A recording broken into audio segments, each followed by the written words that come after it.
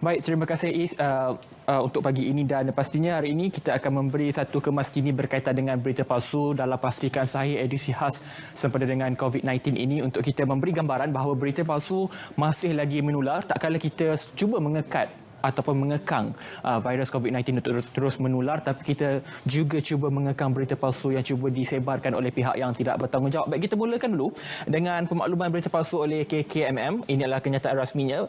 Baik, kita mulakan dulu. Ada 3 berita palsu yang perlu kita beri penekanan. Adalah yang pertama, kalau anda boleh saksikan di kaca TV anda ketika ini, Hospital Pakar Sultan Fatimah HPSF Muar menafikan bahawa terdapat staf di hospital berkenaan positif COVID-19. Dan yang kedua, pengarah Hospital Selayang menafikan pihaknya ada menerima sumbangan sebanyak 160,000 untuk pembelian ventilator. Baik. Dan yang ketiga, KKM menjelaskan bahawa berita tentang bantuan perubatan untuk Hospital Kuala Lumpur HKL sebenarnya adalah inisiatif NGO. Ini adalah kerana banyak salah faham berkaitan dengan sumbangan ini dan kita akan perincikan satu persatu apa yang tular dan apa yang sahihnya di sini. Baik. Untuk itu, kita terus dulu untuk kita melihat kepada kes COVID-19 di Malaysia. Ini adalah kawasan zon merah. Kalau anda boleh saksikan, ini adalah 11 kawasan yang disenaraikan ataupun diisytiharkan sebagai zon merah bermula di Lembah Pantai dan terakhir sekali adalah di Kinta. Dan ini adalah zon merah, pastinya anda perlu mengikut peraturan yang ditetapkan oleh pihak kerajaan dalam tempoh PKP ini. Baik, ini adalah anda boleh saksikan Kuala Lumpur, Petaling Jaya, Selangor, ada di Johor Bahru, Keluang, Gombak, Setiawangsa sehinggalah ke Perak di kawasan Kinta sendiri. Dan ini adalah kawasan zon hijau. Walaupun kawasan ini diisytiharkan sebagai zon hijau, namun tidak bermakna anda yang berada di daerah atau perkawasan di negeri terbabit, anda tidak perlu ikut peraturan PKP. Anda tetap kena mengikut peraturan PKP walaupun anda berada di zon bebas COVID-19. Jadi, sila berhati-hati dan terus ikut peraturan PKP yang telah pun dikeluarkan sehingga 14 April ini. Baik, kita terus teliti satu persatu maklumat berita palsu yang dikongsikan dan ini adalah yang menariknya adalah berkaitan dengan tiada bukti bahawa bawang putih boleh mencegah daripada jangkitan COVID-19. Baik, tidak ada bukti yang jelas, tiada bukti saintifik yang mengatakan bahawa bawang putih dapat menghilangkan ataupun merawat COVID-19. Ini adalah tangkap layar yang tersebar. Jadi, berdasarkan semakan dan penelitian MCMC, laman tersawang rasmi Pertubuhan Kesihatan Sedunia WHO, menyatakan bahawa tiada bukti bahawa bawang putih boleh mencegah manusia daripada dijangkiti COVID-19. Baik, simpan bawang putih untuk anda masak ketika tempoh PKP ini. Baik, seterusnya, dakwaan terdapat arahan daripada KPN supaya tidak berada di atas jalan raya selepas jam 6 petang sehingga 7 pagi. Ini juga maklumat yang sering kali disalah tafsir dan juga ditularkan walaupun berulang kali kita nyatakan kepada anda bahawa ini adalah berita palsu dan anda tidak patut panjangkan atau menerima secara bulat-bulat berkenaan dengan berita ini. Dan MKN sekali lagi, Majlis Keselamatan Negara dengan tegasnya menegaskan bahawa berita ini adalah tidak benar. Dan berikut kita kongsikan kawasan Batu Pahat diisytiharkan sebagai zon merah. Sekali lagi kita patah balik kepada laman web tadi. Ini adalah senarai zon merah yang dinyatakan. Tidak ada nama Batu Pahat di sini, maka kenyataan tersebut adalah palsu. Jadi tolong pastikan anda menyebarkan ataupun memanjangkan mesej ini. Masih lagi ada kesempatan untuk anda sekiranya anda sudah pun forward ataupun panjangkan kepada rakan-rakan. Masih lagi sempat untuk anda menarik balik kenyataan ini kerana ia telah pun disahkan palsu oleh Kementerian Kesihatan Malaysia. Dan berikutnya, masih lagi berkenaan dengan pembelian barangan keperluan semasa COVID-19 juga adalah palsu. Baik, ini adalah tangkap layar yang saya boleh kongsikan kepada anda. Baik, dekat sini mengatakan bahawa dalam tangkap layar berkenaan terdapat SOP pembelian barangan keperluan harian semasa COVID-19 oleh KKM. Dan sebenarnya, KKM menafikan pengeluaran sebarang prosedur operasi standard ataupun SOP pembelian barang keperluan harian ketika negara sedang memerangi COVID-19 ketika ini. Baik, maklumat lanjut anda boleh saksikan di sebenarnya.my. Dan seterusnya, masih lagi berkaitan dengan sumbangan. Ini terkesan kepada Dewan Bandaraya Kuala Lumpur di mana ada kenyataan menyatakan bahawa poster di BKL memohon sumbangan barangan asas kepada penghuni PPR atau PPR adalah palsu. Baik, saya yakin dan percaya ketika mana kita dalam kesempitan ataupun dalam kegusaran dalam menghadapi wabak COVID-19, ramai pihak yang mengambil kesempatan untuk menyebarkan berita palsu seolah-olah menjadikan hero diri mereka itu dengan mengeluarkan kenyataan bahawa mereka ingin mendapatkan sumbangan dan sebagainya. Tapi tolong pastikan segala maklumat berkaitan dengan nombor akaun dan juga maklumat berkaitan dengan peminta derma itu adalah disahkan oleh pihak-pihak berkuasa. Baik, seterusnya kita lihat masih lagi berkenaan dengan dakwaan. Di sini adalah berkaitan dengan dakwaan pesakit positif COVID-19 lari dari Hospital Pulau Pinang juga telah disahkan palsu, dan ini adalah tangkap layarnya kita kongsikan. Kalau kita melihat kepada tangkap layar yang dipanjangkan ini, maklumatnya lengkap seperti yang anda dapat lihat, kenderaan yang digunakan, nombor kad pengenalan, alamat mengikut kad pengenalan. Kalau saya melihat ini, tanpa melihat kepada portal sebenarnya.my, sudah tentu saya juga akan percaya. Namun sebenarnya, menurut JKN Pulau Pinang, Jabatan Kesihatan Negeri Pulau Pinang, berita tersebut adalah palsu.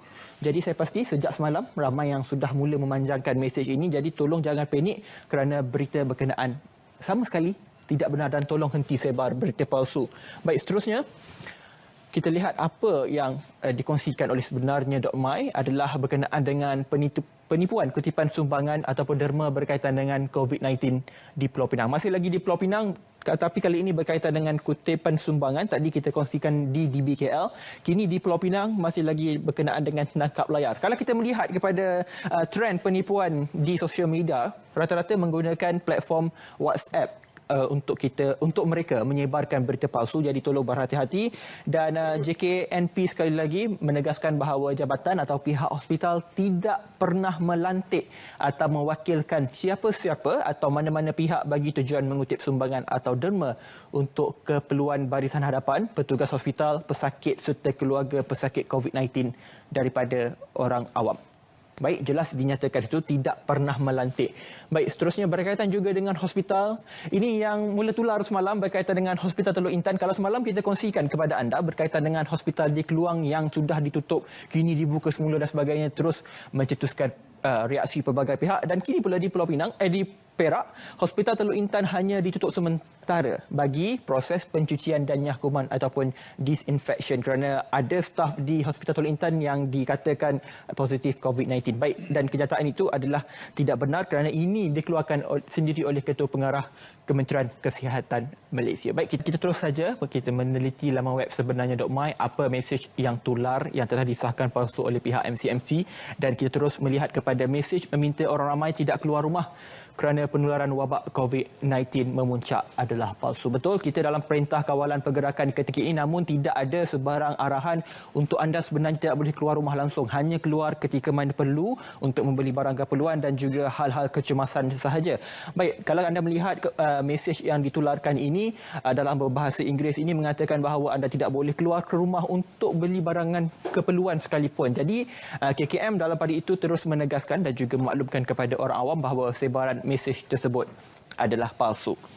Baik, seterusnya kita ingin melihat kepada kenyataan berikutnya, masih lagi berkaitan dengan sumbangan barangan keuangan bagi kegunaan Hospital Sultanah Aminah dalam menangani COVID-19.